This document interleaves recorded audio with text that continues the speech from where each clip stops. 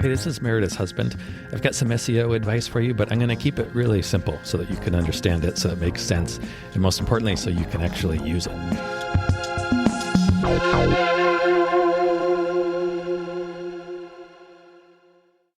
All right, so we're going to talk today about how to measure your progress. Okay. In SEO, but also just kind of with your website in general. Okay. Because I think it's pretty frustrating for a lot of people, not knowing kind of what what they're doing is the right thing to be doing, if they're making any progress, if they're doing the wrong thing. Yeah. And what happens almost all the time is people, in order to see, hey, am I making progress? They go to Google and they type in their keywords and they see where their website is. Right. That's a really, really bad way to do that. Right. There's a number of reasons for that. There's several reasons why it's bad. I don't want to get into all of it. I will mention, though, one of the biggest problems with this, when you go to Google and you do a search for your keywords and you look to see if your website is there, you're going to see your competitors, obviously. Yeah. And it's going to seem, even if it's not the case, it's going to seem like you have certain competitors who are always there. They're all over the place. Yeah. That is a mistake. It's a mistake, yes, but it's an illusion. Let's say it's an illusion. Because I've seen this happen dozens, if not hundreds of times. And the competitors who you think are always there, always at the top, they're not. Really? And you see them occasionally and your mind kind of fills in the gaps.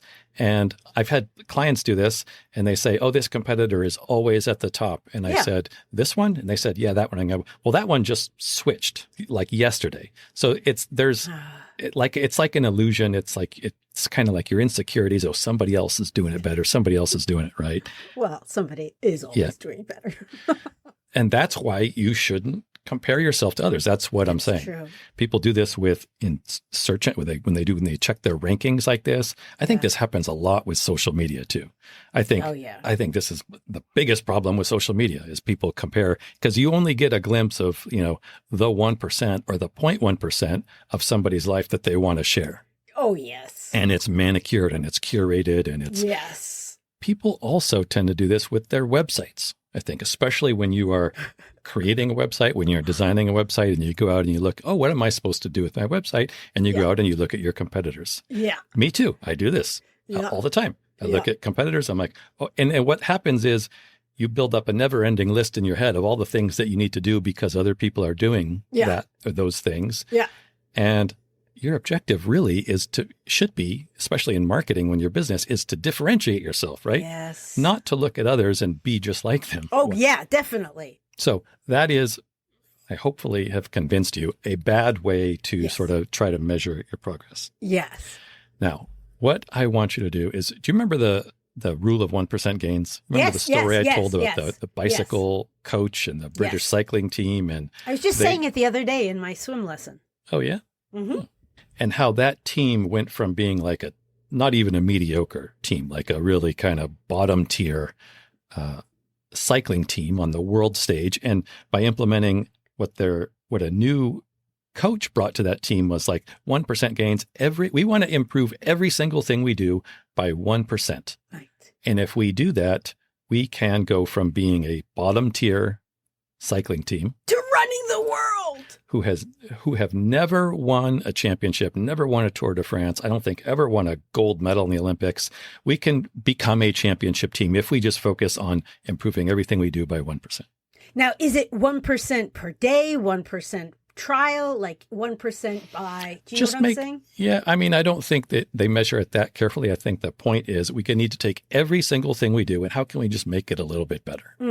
Now, I think that this kind of lends itself to a method where you can use to improve your website also and your SEO. So what I mean is, instead of comparing yourself to other websites or looking at Google, seeing who's ranked higher, instead of doing that, compare your website to your website yesterday. Hey. Is your website better than it was yesterday? Even if just a tiny little bit, you're on the right track. If you can just keep that frame of mind, that's a lot more digestible. And I've tried to do this myself recently with some of the things I'm working on.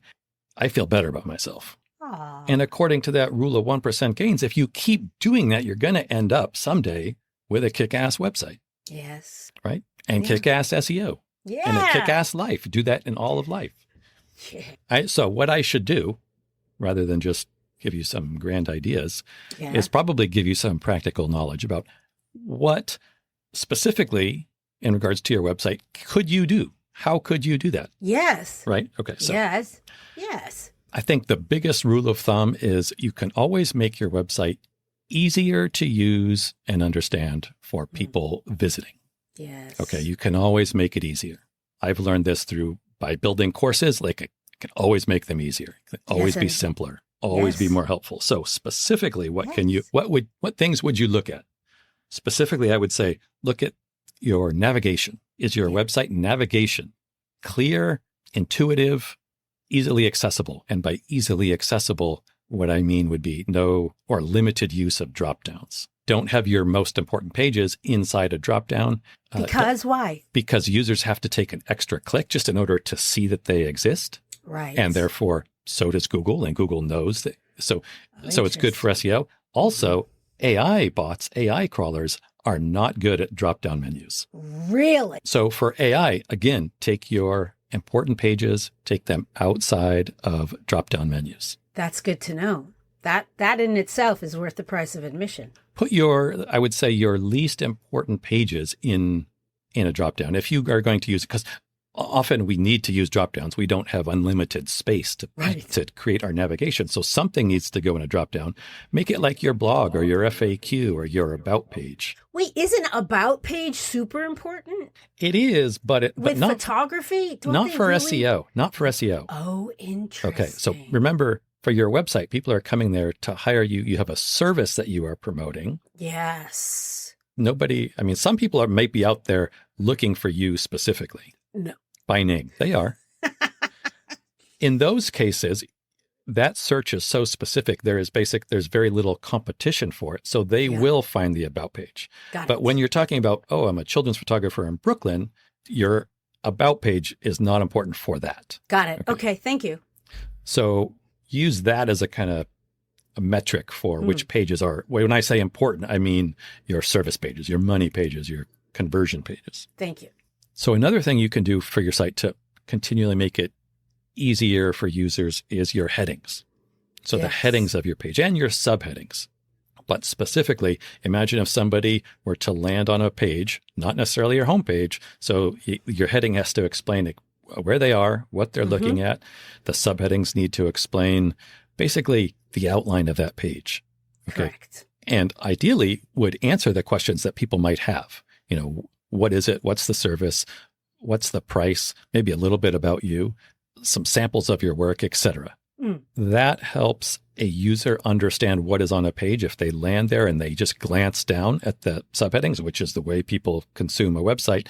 Also, very good for AI optimization. Good to know. Headings and subheadings. In that order. And the rest of your content, I would say simpler is better. Simple language. I love being sort of like tongue in cheek, and using humor.